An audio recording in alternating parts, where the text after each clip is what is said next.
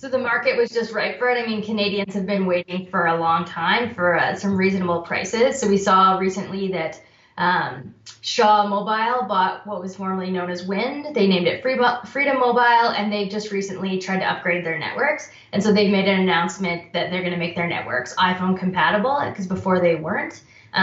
So that made it so that they could become like a major player, right? Because before if you don't really have your network compatible with iPhones, you can't really compete with the big three. But Shaw made that announcement, and then they came out and said they were going to offer 10 gigs for $50 earlier this month. And then lo and behold, just last week, we saw Rogers come out with a 10 gigs for $60 plan. And then right away, Bella and TELUS rushed to match them.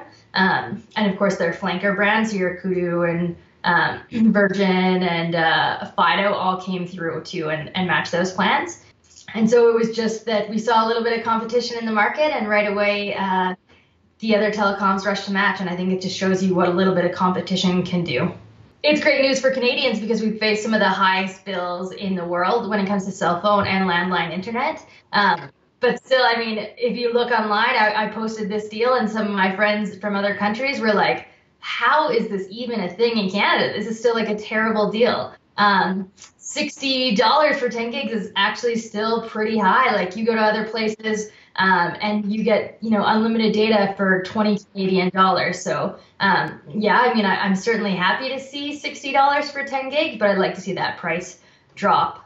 The CRTC just released their annual report on Canadian usages, and we saw that data again is skyrocketing, and it's not just teenagers, it's not just people in their 20s, but across all age ranges, we see that people are using a lot more data. So if we want to have affordable cell phones, affordable cell phone plans, then we really need to see not just talk and text prices drop, but data drop as well.